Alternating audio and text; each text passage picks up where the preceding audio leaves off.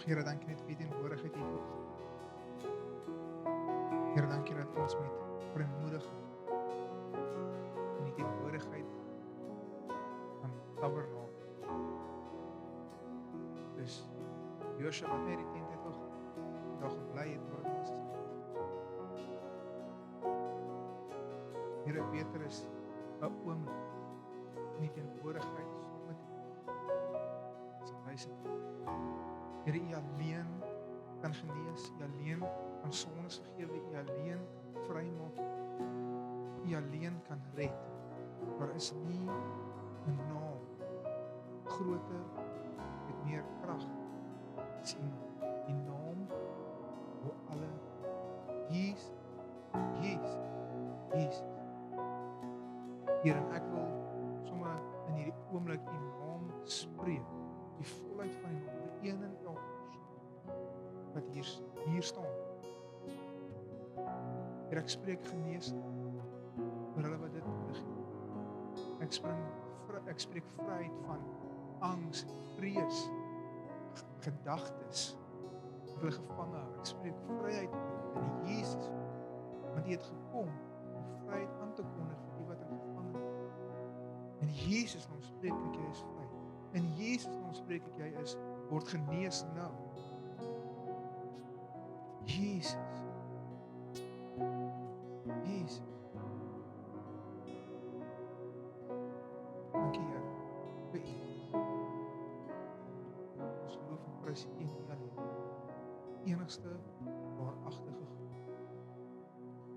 Amen. Amen. Julle mag maar sit. Ek moet sê, ek het gehoop die dak is al klaar in die tyd. Hierdie preeksel werk nie heeltemal so lekker vir my nie, maar ons maak werk met wat ons kan. Kry warm. Ek het nou regtig gedink, vanoggend is die laaste oggend, ons is nog water op, ons nog waterverkoeling vir julle hier binne in hierdie gebou. Nee, kyk. Alhoekom julle nie swem nie is omdat Erik al die water opgemop het. As ek 4:00 die oggend 'n boodskap kry van Erik, dan is ek altyd bang om dit oop te maak. Want ek weet dis nie noodwendig goeie nuus wat hy daai tyd van die oggend vir my stuur nie. Dis dit net water. Vanoggend se preek, jou kring van geloof. Ons gaan 'n bietjie die stories het ek aanvanklik in Matteus 9 gaan lees, maar ons gaan die teks behandel in sy afsonderlike hoofstukke in Markus, want Markus gee so 'n bietjie meer vleis aan die storie. En jou kring van geloof is tweevoudig vanoggend. Want punt 1 wil ek vir jou vra, wil ek die vraag sommer naby jou sit. Wie is jou kring van geloof? Wie is jou, ek praat altyd van jou default. Wie is jou binnekring? Jesus het ook 'n binnekring gehad van disippels. Almal het nie altyd oral saam met hom gegaan nie. Ek wil vir jou vra, wie is jou ouens nou as jy in 'n moeilike tyd gaan wat jou geloof stig en nie afbreek nie, maar positief is, saam met jou bid. Wie is jou kring van mense wat jou moet versterk, wat jy om jou sit? As jy weet het. Dan ook wil ek die volgende vra is, vir wie bied jy 'n kring van geloof? So dis tweevoudig volgende. Jou plek van krag, mense wat jou ondersteun, want almal gaan jou nie ondersteun in die lewe nie. Dis 'n feit. Ek jammer as jy dit gedink het. Almal gaan nie. Almal gaan nie altyd jou geloof aanmoedig nie. En sê ek moet daai mense afskryf. Glad nie. Gaan nou daarby uitkom. Maar vir wie is jy ook 'n plek van geloof? As mense met jou in aanraking kom, word hulle geloof gestig. Nou, ons gaan heel eers kyk in Markus 2 vanaf vers 3 gaan ons lees.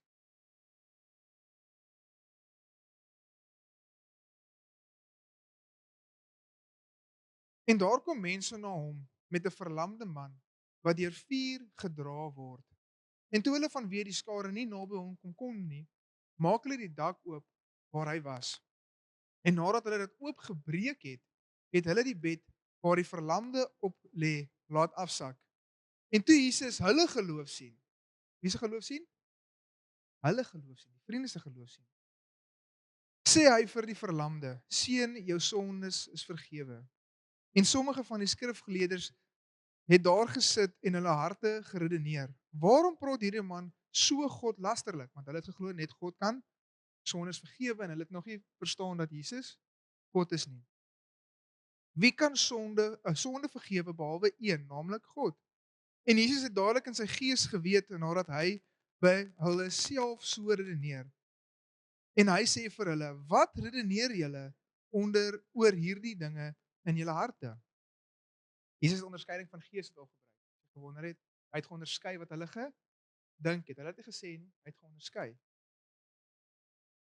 Wat is makliker om vir die verlamde te sê? Die sondes is jou vergewe, of om te sê staan op, neem jou bed op en loop.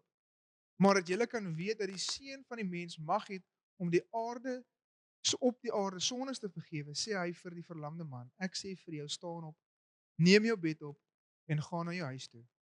En dadelik staan hy op en neem sy bed op en gaan voor die oë van almal uit, sodat almal verbaas was en God verheerlik en sê, so iets het ons nog nooit gesien nie.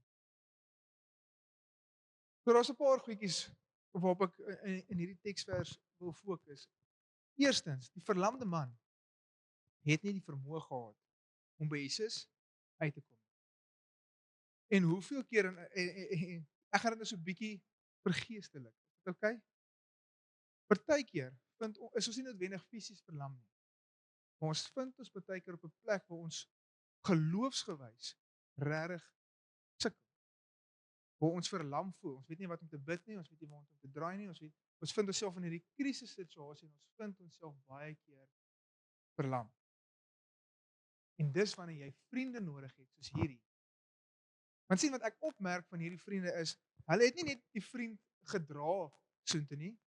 Dus hulle het nie net van moed ingepraat en nee man, alles gaan okay wees hier. Hulle vat hom na Jesus toe. Hulle dra hom na Jesus toe. Nou kom hulle by die huis en die huis is vol. Kom ons probeer maar môre weer. Nee. Ons gaan deurdruk saam met hom. Ons gaan jou daar uitkry. Ons gaan nie nou opgee nie. Ons is nou hier. En daai huis het toegang. Hulle kom van buite af op die dak geklim het. Toe kom hulle by die dak en hulle breek 'n ander ou se dak oop. Ek is daai is interessant. Ek wonder of hulle mekaar geken het. Ek weet nie, dalk nie meer daarna nie. Ek is seker nie. Maar hulle breek die persoon se dak oop, die teel. Lukas 9 praat van hulle die teels oopgebreek het en die gras weggeskuif het om hom deur die dak te laat afsak. Want hulle was vasberade om hierdie vriend van hulle wat nie vir homself vir Jesus kon uitkom nie, by hom uit te kry. Wie is daai vriende vir jou? Het jy sulke vriende? Het jy sulke vriende? En dan, vir wie is jy daai vriend? Is jy daai vriend vir mense? Wat deur alles sal breek vir 'n ander. Verstaan jy hoekom ek sê dis tweevoudig?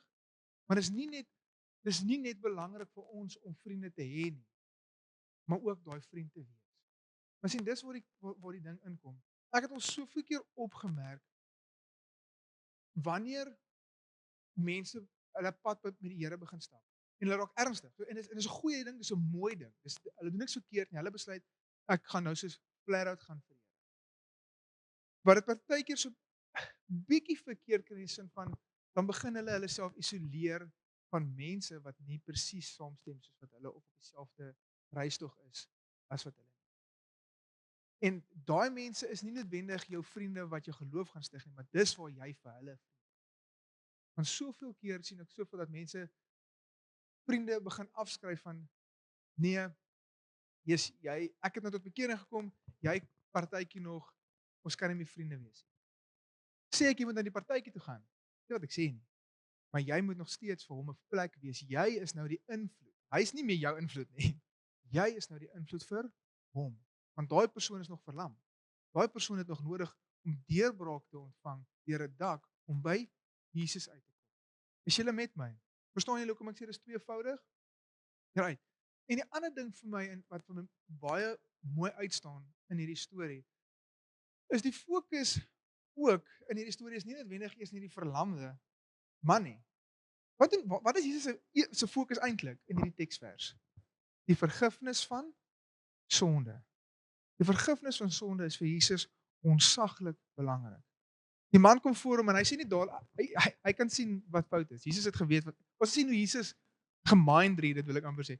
Hy wil dink in hulle harte en hy sien hierdie vlammende man, hy sê jou sonde is vergewe. Want daai is die prioriteit altyd. It's amazing om gesond te bid vir mense. Dis amazing om genesing te sien in Malawi en die span is hoe kan nou in Malawi en dit is great om dit te sien. Maar wat ek altyd vir die span leer, want ek sien dit by Jesus, ons eerste prioriteit is redding vir mense. En dis waar ek en jy inkom. Dis ons moet 'n kring wees vir mense waar hulle in aanraking kom met Jesus, wanneer hulle met ons omgaan. En ek wil vir jou sê, nie net deur jou dade nie. Dus ek stem nie altyd lekker saam met preach the gospel and when necessary use words nie, want dit gee amper verskoning om nie te hoef iets te sê nie. Partykeer moet ons iets sê. Gaan na alle nasies en verkondig die evangelie. Verstaan julle wat ek bedoel? Partykeer is dit nodig vir ons om iets te sê. Redding was Jesus se groot fokus. Want dis eintlik 'n interessante vraag wat hy vir hulle sê. Hy sê as ek vir jou sê jou sonde is vergewe, sien jy niks. Hoe weet jy? Ek bedoel, hoeveel keer het jy al gebid, Here vergewe my sonde? En dan dink jy, het dit nou regtig gebeur en dan môre dan bid jy dit net maar weer, want jy weet nou nie lekker of het dit nou gewerk of het dit nou nie gewerk nie. En hy sê, maar vir hulle geloof, sodat hulle kan weet dat hy sonde vergewe, gebruik hy ook 'n kragtadige fisiese genesing. En jy moet onthou verlamde, ek dink ons dink altyd hoe dit mens gelyk het nie. As jy ek ken nie baie mense wat verlam is nie. Maar die bene is soos dun, die spiere is soos weg. Dis nie net soos dit is 'n merkwaardige wonderwerk wat daar moes plaasgevind het. Hoekom? Sodat hulle kan weet Jesus vergewe sonde. Die enigste een. En ek wil dalk vanoggend vir jou sê, daar is vir jou vergifnis. Of jy nou al tot bekering gekom het, as jy nog nie het nie, daar's vergifnis vir jou. As jy al het en jy het ergens verkeerd gekry, daar is vergifnis vir jou. Kom net terug na Jesus toe. Jy het die regte vriende om jou, wanneer jy sukkel om jou terug te bring na Jesus toe. Want daar is vergifnis vir ons. Die probleem kom wanneer ons wegbly en in 'n bos gaan wegkruip soos Adam en Eva. En ons dink actually ons kry vir die Here weggekruip. En hy weet eintlik presies waar ons is. En ons trek vye blare aan. Dan my tweede storie is in Markus 5 vanaf vers 21 tot 42, maar ek gaan dit so in sarsies lees. Markus 5. Julle kan so intoe blaai of skrul net soos wat dit vir julle pas. Ek gaan die eerste deel lees vir ons vanaf vers 21 tot 23. En toe Jesus weer in die skei oorgevaar het na die ander kant, het hy 'n groot menigte by hom vergader. En hy was by die see en daar kom een van die owerstes van die sinagoge met die naam van Jairus. En toe hy hom sien, val hy voor sy voete neer en smeek hom dringend en sê: "My dogtertjie is op haar uiterste. Kom lê haar die hande op sodat sy gesond kan word en sy sal lewe." So hier kom ou, die dogtertjie is op 'n uiterste beteken sy is besig om dood te gaan. Jy moet kom help. Dis 'n krisis situasie. Ek dink as ons moes hoor as iemand na jou toe kom en sê, hoorie, my kind is besig om dood te gaan, jy moet nou kom, dan beweeg ons baie vinnig. Ons hardloop. Ons is soos, okay, klim in die kar, ons is nou daar.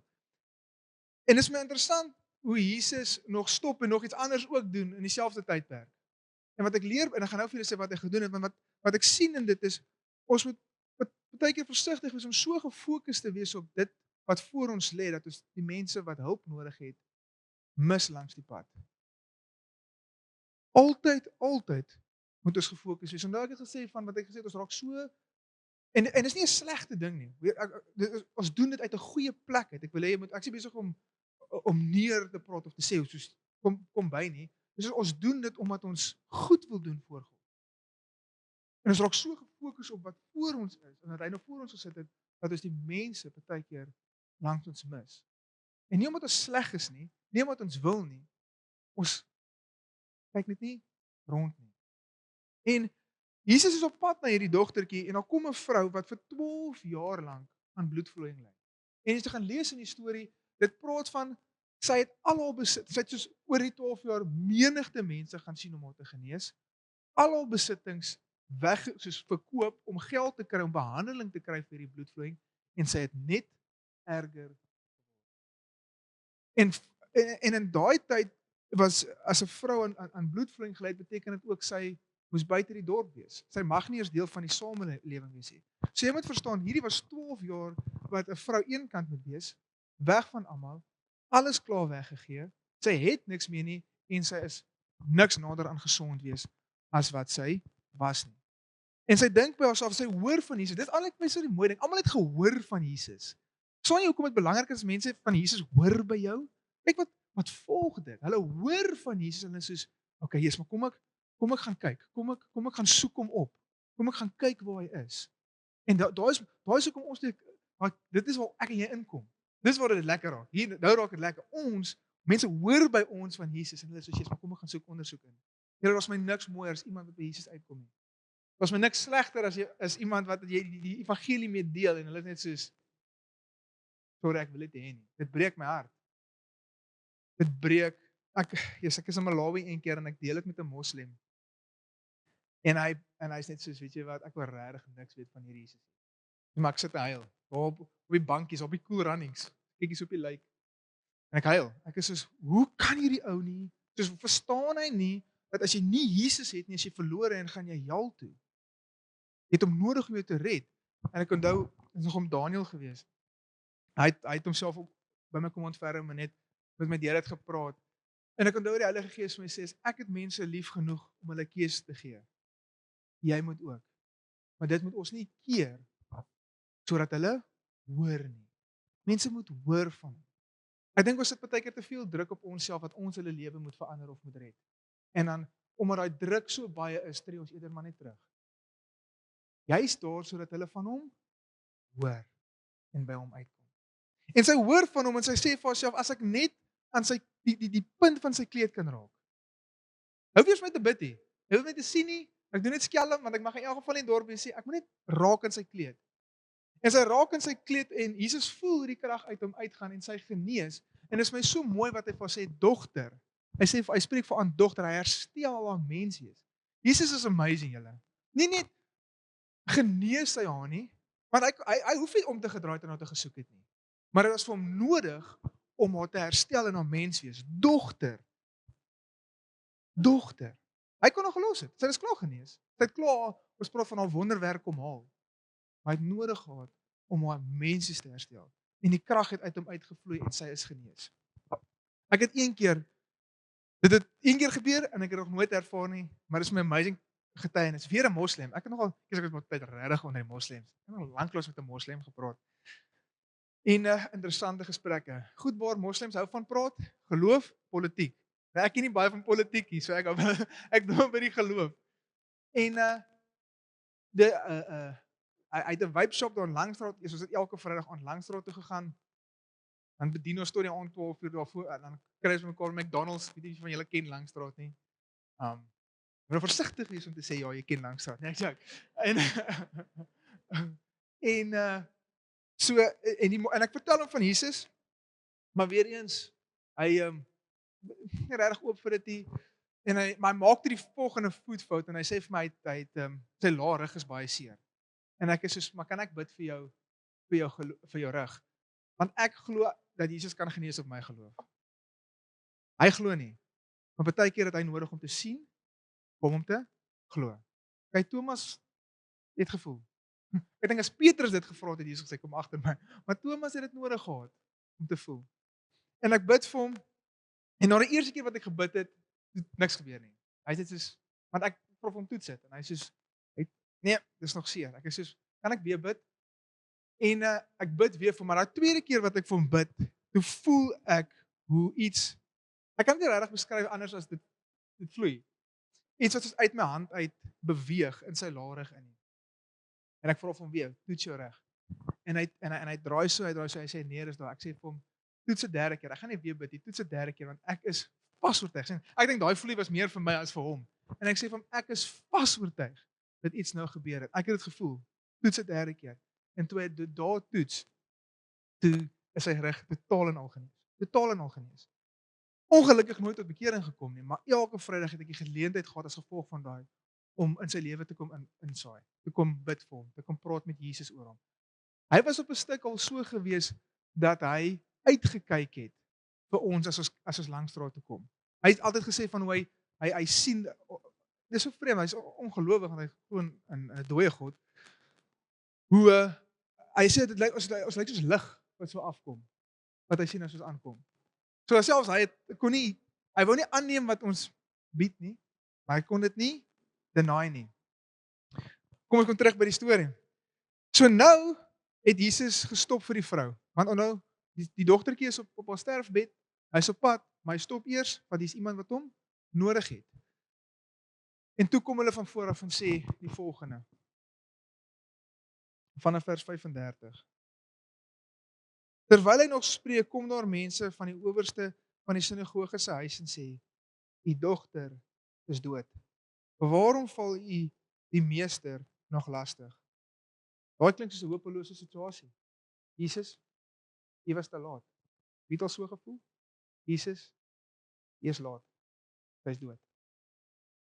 Waarom val u die meester nog lastig? Maar dadelik toe Jesus die woord hoor wat gespreek is, sê hy vir die owerste van die sinagoge, "Moenie vrees nie.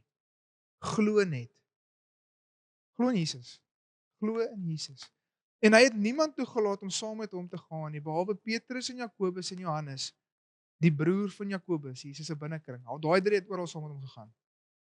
En hy kom in die huis van die owerste van die sinagoge en sien 'n rumoer, mense wat baie ween en huil. Om vir 'n bietjie konteks te gee van wat daar gebeur het, is die Jode het gehou van ween as daar iemand dood is. Dit was hulle het letterlik professional mourners in die Engels noem ons dit. Hulle huur mense om te kom ween en te kom huil wanneer iemand oorlede is. Hoe groter die geween, hoe groter die gehuil, hoe beter. Want sy's dood, so hier is die mense besig om te ween. En toe hy binne gaan, sê hy vir hulle, "Waarom gaan julle so te kere en ween julle? Die kind is nie dood nie, maar slaap." Moenie in die direkte situasie vaskyk nie. Dit lyk dalk vir jou hopeloos, dit lyk vir jou dood. Jesus se woord wat hy, want kom ons wees eerlik met mekaar. Sy was dood. Sy was dood. Maar dis nie wat Jesus gesê het. Jou situasie in die fisiese hoef ons nie te ontken partykeer om te glo dat Jesus iets kan doen nie. Jy hoef jou probleme kleiner te maak. Maak net God groter. Maar hy het almal uitgedryf en die vader van die kind saamgeneem en die moeder en die wat by hom was en ingegaan waar die kind lê. Toe gryp hy die hand van die kind en sê vir haar, "Talita kumi." Wat as dit vertaal word beteken, "Dogtertjie, ek sê vir jou, staan op." En die dogtertjie het dadelik opgestaan en begin rondloop, want sy was 12 jaar oud en hulle was uitermate verbaas. Die laaste kern wat ek vir jou hier wil uithaal, wat baie belangrik is wanneer jy in 'n hopelose situasie kom, kry die ongelowiges uit. Sê ek jy ek sê nie jag mense weg nie, daar's 'n groot verskil. Daar's 'n verskil tussen mense soos afskryf en wanneer jy in 'n situasie is waar jy geloof nodig het, waar dit hopeloos is, moenie die mense dan naby jou toelaat wat doodspreek oor die situasie nie. Jy beskof te wees, jy net soos ek waardeer jou vriendskap, maar kom ek en jy praat dalk nie hieroor nie. Jy kry mense wat saam met jou kring, wat jou ondersteun. Kry die ongelowiges uit. Kry die ongelowiges uit. Jesus het saam met sondaars geëet. Dit was bekend. Dit is wat hulle so mind baffling vir die Fariseërs, die feit dat hy omgang gehad het, geëet het en saam met hulle gekuier het. Maar al was hy saam met die sondaars, het hy tog nooit gesondig nie. Hy was die kring vir hulle gewees. Maar jy moet ook 'n kring hê wat jou ondersteun. Dan het ek 'n paar praktiese goed. So hoe kan jy 'n goeie kring wees vir ander? Want ons het nie baie beheer oor ander mense nie, maar jy het totaal en al beheer oor jou self. So van hier af gaan ek nou redelik fokus op self. Hoe kan jy 'n goeie kring wees vir ander? 1 Korintiërs 8 vanaf vers 13. Hier is een van my gunsteling dele in die Bybel. Dit praat vir my van geestelike volwassenheid en ek het dit al verkeerd gekry in die verlede. Ek hoop ek kry dit meer reg nou. 1 Korintiërs 8 vers 1. En met betrekking tot die offervleis van die afgode weet ons dat ons almal kennis het. Maar hoor hierdie stelling. Die kennis maak opgeblaas, maar die liefde stig. Ek gaan nou 'n bietjie verder oor dit praat. As iemand meen dat hy enige kennis het, weet hy nog niks soos 'n mens behoort te weet nie. Maar as iemand God liefhet, die word deur hom geken. Wat dan die eet van die offervleis van die afgode betref, weet ons dat 'n afgod niks in die wêreld is nie en dat daar geen ander god is nie behalwe een. Want al is daar ook sogenaamde gode, of dit in die hemel of op die aarde is, soos daar baie gode en baie here is, tog is daar vir ons maar een God, die Vader uit wie alles en tot hom, en een Here Jesus Christus deur wie alles en ons deur hom. Die kennis is egter nie in almal nie, maar sommige, nog altyd bewus van die afgod, eet dit as 'n afgodsoffer en hulle gewete wat swak is, word besoedel. Maar die voedsel bring ons nie nader by God nie, want wat ons eet, het ons geen oorvloed nie. En as ons nie eet nie, ly ons geen gebrek nie. Maar pas op dat hierdie vryheid van julle nie miskien 'n struikelblok word vir die wat swak is nie. Ek gaan sommer net daarop, want dit vat redelik die storie bymekaar. So wat is Paulus besig hier om te sê? Die vryheid van geloof, want ons is vry in Jesus. Amen. Maar die vryheid van geloof kan partykeer vir ons nie vir ons nie, maar verander 'n struikelblok wees. Wat sien ons in hierdie storie? Is hy praat van die offervleise, vleise wat vir die afgode geoffer word. En hoe sê hy moet jy omgaan met dit? Hugo, jy's my guinea pig vanoggend. So kom ons sê Hugo, sterk in sy geloof, stap al jare saam met die Here, gevestig, eet al, hy's nie meer op melkkos nie, hy is op vaste kos. Hy het baie kennis van God. Ek kom nog net tot bekering. Uit hierdie afgoeds geloof uit. Soos vir my was hierdie afgoedsvleis nogal redelik hoog op die lys gewees. Ons is nie noodwendig afgode nie, maar in ons konteks, kom ons drank. Okay? Kom ons sê alkohol, want dit is bietjie meer tot ons konteks. En as jy my ooit vra oor alkohol, hierdie is wat ek dan vir jou gaan sê. So hierdie is my antwoord op alkohol en Christendom. So nou, Hugo weet ek het nou net, ek het 'n lekker partytjie lewe gelewe, dis wat ek gedoen het. Hy's vry, hy weet dat hy kan 'n glas wyn drink. Want jy moet net nie dronk word vir dit nie. Maar nou is hy sien ek is by 'n partytjie waar ek is. Wat is die volwasse ding van hom om te doen? Wat sê Paulus vir ons moet hy doen? Hy drink nie. Is dit sonde om 'n glas wyn te drink? Nee. Maar as hy daai glas wyn drink, ek is 'n maand oud in Jesus, ek sien dit en ek dink, o, dis okay, ons kan drink. Great, want ons is vry in geloof. En ek struikel terug, wie sondig? Hy deel in my sonde. Ek is ook skuldig, maar hy deel in my sonde. Sien, om vry te wees in geloof, ons moet verstaan, dit gaan nie net oor ons nie. Al is jy okay. En dis hoekom ek sê, dit is nie skynheilig as jy so iets by die huis doen waar niemand jou sien nie en in die publiek dit nie doen nie. Want jy doen dit nie agteraf nie. Jy doen dit nie skynheilig nie. Jy doen dit want jy drink aan jou broer langs jou wat moontlik sukkel met dit. En die skrif sê vir ons, dit is beter om 'n meelsteen om jou nek vas te maak as om een van hierdie kleintjies te laat struikel. Daai praat nie net van kinders nie. Dit praat van kinders in geloof. Ek is nog 'n kind in geloof. En nou struikel hy. En hy het niks verkeerd gedoen nie. Dink maar hy het vir al wat ek weet het hy het dalk net daai een glas gedrink, maar ek sien daai een glas en ek dink dis okay. So ons moet altyd dink aan die swakste een in die pakkie. Ek gaan dalk my rugbykennis 'n klein bietjie weggee wat nie baie is nie. Dis hoekom ek sê ek gaan dit weggee. My gebruik aan dit. Naas Botha het met 'n wit broekie afgegaan van die veld af. Maar hy's nie die grootste verdediger nie. Maar die ouens langs hom het dit geweet. Hulle het hom gecover in daai deel. En dis hoe ons moet wees. As jy weet iemand sukkel met iets, al is dit nie daai sonde nie, maar dit kan lei vir hom tot sonde, dan cover jy hom. Dit is 'n verskriklike belangrike deel en 'n volwasse deel van Christendom. Jesus, ek het dink nou daaraan. Dan Moller, ek weet Roxie, jy ken hom. Maar jy kan regtig sy goed gaan. As jy bietjie lewendig voel, gaan luister een van sy preke. Hy's nogal tot op die punt. En hy sê een keer hy staan voor sy kas en hy preek altyd in 'n T-shirt of 'n golfhemp, 'n sweetpakbroek en tekkies. Dis hoe hy preek. En hy staan want jy's vry in geloof. En hy staan voor sy kas die oggend, hy's op pad om by 'n kerk te gaan preek en hy voel hoe die Heilige Gees sê vir hom trek vir ordentlik en trek vir jou das aan. En hy sê, "Okay, trek 'n das aan." Hy kom by die kerk en hulle spot hom so 'n bietjie. "Brother Dan, kyk jy lyk aan 'n fancy, hè? Jy het nog nooit 'n das nie."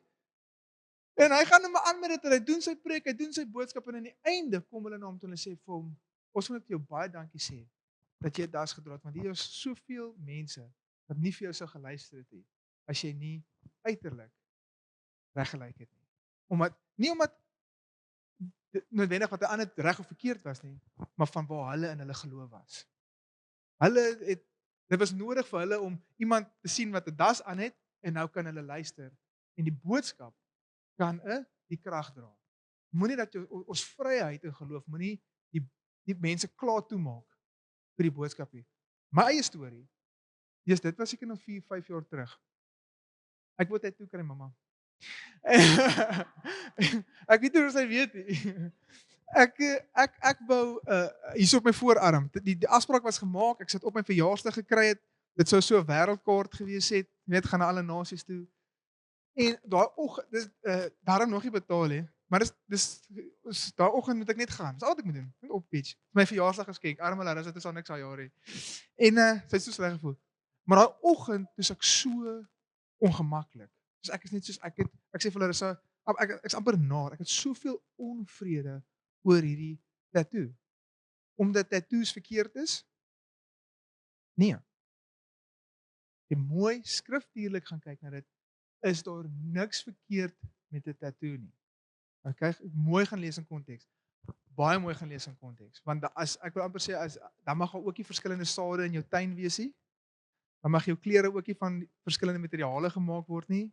Jou baard moet op 'n sekere manier gesny word. Ons baie goedjies wat ons dan ook in ag moet neem. Die tattoo self is nie die probleem nie. Ja, jy kan verkeerde goed tattoo op jouself. Jy kan enigiets te ver vat as jy dit regtig wil strek. En ek het nie net na mense gaan luister en op gaan lees wat my opinie staaf nie. Ek het die konservatiewe ouens ook gaan luister. Maar wanneer raak dit sonde? Is ek sê Here, wat gaan aan? Hoekom is ek so ongemaklik? En die Here sê ek wil nie hê jy moet 'n tattoo kry. Nie rede gegee nie. En as ek is net so liefies kanselleer die afspraak. Ek dink ek voel net ongemaklik, ek voel die Here sê moet dit doen nie. Nie maar dit verkeerd is nie. Hy wil net hê ek moet 'n tattoo kry nie. Vandag verstaan ek dit dat ek dit nie moes gekry het nie. My bediening is in 'n plattelandse dorpie. Dit is nie daar in die stad by die ouens lekker hip en dankie tog. Almal hip en cool maar nou vandag verstaan ek as ek 'n tattoo gekry het, sodat my bediening dit is soveel mense toegemaak het om te luister na my en wat die Here deur my wil sê en doen as ek 'n tattoo gekry het. Ly ek 'n gebrek soos Paulus sê omdat ek nie 'n tattoo het nie of nie van die offervleis kan eet nie. Ek ly nie 'n gebrek nie, maar iets so simpel soos dit kan 'n ander ou laat struikel en dan deel ek in sy sonde. Ek hoop ek het dit nou vir van julle moeilik gemaak rondom tattoos nie. Val nie die ouers nie. Kom praat met my, okay? Maar dan kyk ons lekker daarna. Ons moet altyd dink aan die swakste een in ons trop. Altyd dink aan die swakste een in ons trop. Dan het ek so 'n paar spreuke. Ek het gehoor die ou wat dit geskryf het is nogal slim en wys geweest, eintlik wys. Spreuke 13 vers 23. Nou moet ek net hier terugkom nou. Gevoel van my af verder. Spreuke 13 vers 20. Gaan met die wyse om, dan word jy wys, maar hy wat met dwaase verkeer versleg. Omring jouself met Slim mense, wys mense, mense wat jou stig, wat jou bou, wat jou bemoedig, wat nie net krities is, nie, dit wil sê wat jy verkeerd doen, waar jy tekort kom, waar jy moet beter wees, en as jy, ek wil amper sê wat jou drome ondersteun, wat jy, en wanneer jy, wat jou bemoedig in die geloof, daai is belangrik, iemand wat jou bemoedig in die geloof, en wees ook daai vir iemand anders, as iemand met jou kom, na jou toe kom. Spreuke 16 vers 28, 'n man van valse streke saai tweedrag, en 'n kwaadstoker skei vriende van mekaar. Hier is my baie belangrike ene, is iemand wat tweedrag saai. Eenheid in die koninkryk is ongelooflik belangrik. Ek sal nog ergens weer lekker preek daaroor doen, maar dit is so belangrik. Dis hoekom geseënd is hy wat vrede maak, 'n vredemaker. Maar dit is so goed belangrik dat ons in eenheid wees. Beteken dit ons moet dieselfde wees en dink en lyk? Daar's 'n verskil tussen unity en uniformity. Ons kan oor goed verskil. Julle kan verkeerd wees en vir die stormer skree en ek kan reg wees en vir die bulle skree. Dis oukei. Dis net ons gewen het. Ook maar net. Anyway, maar eenheid is belangrik. Jy en jy kan nie moenie noodwendig omgaan met ouens wat heeltyd tweedrag saai nie. As jy hoor iemand is besig om teen iemand anders te praat. Ek is baie ernstig hierop. Ek en Larissa, en dis nogal iets waarop ons baie fokus, is om nie teen mense te praat en hoe ons praat oor ander mense. Want hier's net my ding ook, is as jy moet hoor as ek teen ander mense praat of oor ander mense praat. Hoe weet jy nie ek praat so oor jou ook nie? Selfs vice versa. Maak nie saak of die persoon reg of verkeerd, daar's 'n akteur in Amerika, die Heilige Gees het met hom gepraat. Dan sal iemand sê, hierdie is 'n goeie movie en 'n akteur van hom, en dan het 3 keer gesê, ja, maar hy doen dit verkeerd. En die Heilige Gees het my sê soos, hou net op. Dus jy hoef nie elke liewe keer op te bring wat hy verkeerd doen nie. Hy's 'n goeie akteur. Hy doen dit goed. Maar want ek hoor baie keer hoe ander mense praat. Veral die mense wat verkeerd is, en dan dink ek soos, dit laat my nie veilig voel in daai verhouding nie. Want hoe weet ek wanneer ek iets doen waarmee jy nie saamstem, dat jy oor dieselfde punt oor my praat nie. En selfs wanneer jy na my luister. As ek wil hê wanneer ek praat oor iemand, wil ek hê jy moet gerusstellendheid hê, né? Woord dat ek jou rug het, dat ek nie oor jou praat op sekere maniere nie. Selfs wanneer iemand teen my kom, die manier wat ek bid, is Here, ek wil nie oor teen een van die kinders praat nie. Help my net. Gee my net nou wysheid. Ek gaan nie kla oor hierdie persoon nie. Ek wil nie huil oor hierdie persoon nie. Ek gaan nie die persoon sleg sê by u nie. Dis die kind. Help my net om okay te wees in hierdie situasie. Eenheid en hoe ons praat oor ander mense is super belangrik. Super belangrik. Eenheid. En dan Spreuke 27 vanaf vers 5 tot 7. Openlike teregwysing is beter as verborgde liefde. Die wonde deur een wat liefhet is opreg bedoel, maar die soene deur 'n vyand is oorvloedig. 'n Versadigde siel vertrap die heuningstroop, maar vir 'n hongerige siel is alles wat bitter is soet. Hier is nogal 'n belangrike enetjie. My ma sê dit eintlik baie, sy sê dit by ouma gaan, ek weet nie. Sagte geneesere maak stinkende wonde. So om elke keer net 'n lappie of 'n pleistertjie op te plak, pleistertjie op te plak, pleistertjie op te plak, maak baie keer dat 'n ontsteking kom, die wond vrot en op die ou ende verloor jy 'n been of 'n arm. Dis nou fisies bedoel. Om na 'n broer toe te gaan, soos in Galasiërs sê en te sê, ek het hierdie opgetel. Kan ek saam met jou bid? Kan ons daar praat? Ek het gesien dat jy hierdie stem nie ooreen met die woord nie, of as ek sien jy sukkel, kan ek saam met jou bid, en dan stap ons 'n pad saam in hierdie ding. Wanneer jy sien 'n broer sonde, gaan na hulle toe. Maar hoe moet ons dit doen? In privaat. Altyd in privaat. Jy hoef nie vir iemand in die publiek sê, "Hey, kom nou reg jy," tensy hulle regtig pad af is. Soos daar's kere wat sê as iemand die Here is regtig verspot, dan kan jy maar vir hulle sê soos, "Shut up." Okay, nou verloor jy die plot heeltemal. Dit is goed om vir mekaar eerlik te wees, vir mekaar, met mekaar eerlik te wees. Daai skrif wat sê, haal eers die balk uit jou eie oog uit, dis waar. Haal eers die balk uit jou eie oog uit. En dan, sodat jy die splinter kan uithaal uit jou vriend se oog. So ek weet dit is baie keer vir ons moeilik. En ons weet nie altyd hoe om te gaan met dit nie. En ek wil amper sê, dit is baie keer makliker om die een te wees wat die splinter uithaal. En dis nie so lekker wanneer iemand na jou toe kom, wanneer jy verkeerd is nie. En dit is nie lekker nie. Maar ek wil jou aanmoedig om ook dan die vrymoedigheid te hê om te luister, want dalk is jy verkeerd. Want dit bring groei. Sorry, ek sien almal kyk. Great. Verstaan almal wat ek sê? Yster slyp yster. Dit is warm, baie keer ongemaklik, maar so raak jy skerp. Toe vriend gehad altyd gesê skuur en skaaf maak jou braaf. Baie keer moet ons mekaar 'n bietjie skuur en skaaf, baie keer 'n bietjie uithou. Maar die groei wat dit bring is belangrik. Dit is belangrik om baie keer 'n oomblik se ongemak te hê, maar 'n seisoen van groei en goeie vrug. Amen. Julle verstaan wat ek gesê het? Almal okay? Almal happy? Great, fantasties. So Erich, julle kan maar vorentoe kom asseblief. So ek het nagmaal vir ons gekry vanoggend. So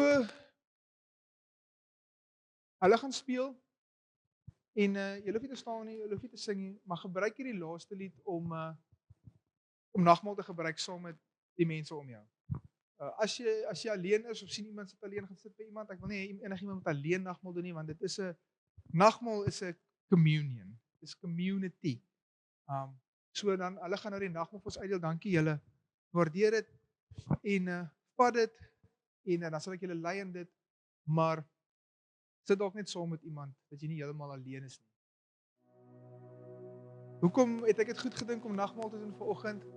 Want ons heel eerste veilige vesting en kring is Jesus.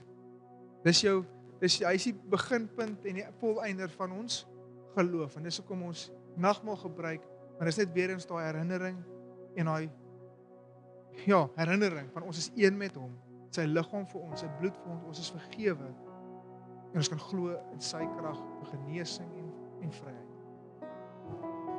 Ek gaan net sommer vir ons bid. Ja, Here, soos wat ons u liggaam en die bloed neem, Here. Dankie, Here. Dankie vir u offering. Dankie dat u die pad, die baan geweg oopgemaak het en oopgebreek het vir ons. Die liggaam, ons dink aan die liggaam wat verskeur is. Beyond the recognition of man. Sê Jesaja. Geskeur, geslaan, maar geen been is gebreek nie, Here. Maar totaal en al verniel en verneder vir ons. In ons plek, Here, het U dit gedoen. Here, ons dink aan die bloed wat gevloei het vir ons, sodat ons kan skoon wees, kan rein wees voor U, sodat ons sonde vergewe kan word, sodat ons weer kan inkom in die Vaderhuis, verenig met ons Vader, 'n kind in die huis wees. Ons dankie vir die liggaam en die bloed. Julle kan maar voortgaan.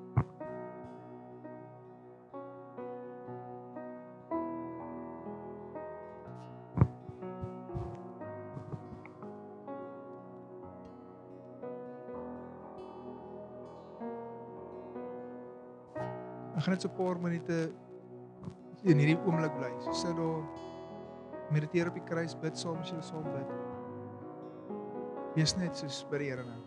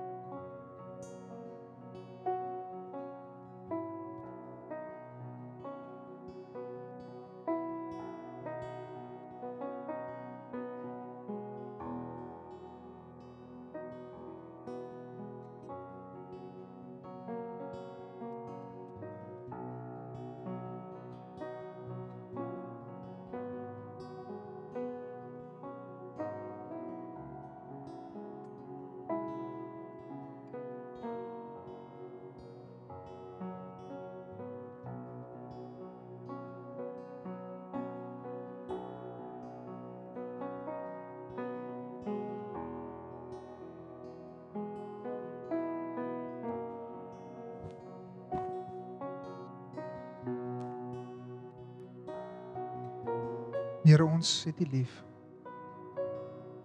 Ons het U lief, Here. En omdat ons U lief het, is ons gehoorsaam aan U woord. Omdat ons U lief het. Dankie dat U ons eerste lief gehad het. Dankie dat ons U kan ken. Dankie dat U ons 'n vriend noem. Want 'n slaaf weet nie waarmee sy meester besig is nie. U noem ons vriende. Here, dankie dat U die Vader se beste kleed oor ons skouers gooi. Terwyl ons gestink het na varkors. Dat die skoene aan ons voete sit. En dat U die familie seël se ring aan ons vingers sit. U herstel ons, U genees ons en U lei ons. U is die goeie herder. En omdat ons U kinders is, wil ons U volg. Al die dae van ons lewe. En U wedloop voluit voltooi. En Here, ek dink sommer net, ek wil net die volgende ook bid. O death, where is your sting? Here, dankie. U is die opstanding en die lewe. U het vir ons kom bewys, keer op keer, dat dood het nie die finale gesag nie, dood het U nie oorwin nie, U het dood oorwin vir ewig en vir altyd, en vir ons wat in U is, sal nie sterf nie. Maar ons het, nie net ons sal nie, maar ons het ewige lewe reeds in U. Want dit is die ewige lewe, is om U te ken. Ons loof U en ons prys U. Here, ek bid 'n seën oor elkeen vanoggend, Here, behoed hulle, bewaar hulle, mag hulle U hand sien in elke aspek van hulle lewe hierdie week en die week wat daarop volg. Here, mag hulle U nabyheid so ervaar. Mag hulle U stem duidelik hoor. Die stem van ons herder. Here, mag hulle U liefde ervaar, mag U vrede hulle oorweldig. Here, en mag daar 'n groot oes wees vir elkeen se saad. In elke aspek van 'n lewe. En ek bid vir deurbraak, vir dakke, om te breek nou. In Jesus naam. In Jesus naam. Amen. Amen, julle. Baie dankie. 'n bietjie 'n anderster einde as gewoonlik. Dankie dat julle hier was. Kry vir julle koffie, dis koud genoeg vir nog koffie. En ja, dan sien ek julle hopelik vanaand 6uur by leer ken sy stem weer hierso. Hopelik is daar nie dan weer dam nie. Dan swem ons. Nee, 'n goeie oggend vir 'n doopdiens, hè? Wie wil gedoop word? Ek is bietjie vlak vir dit. Ek sal net sy vingertjies so dip en bespring. Nee. Okay, kom ons stop daar. Alright. Julle moet 'n lekker middag hê. Geniet julle middagslaapie en ja, sien julle vanaand. Bye.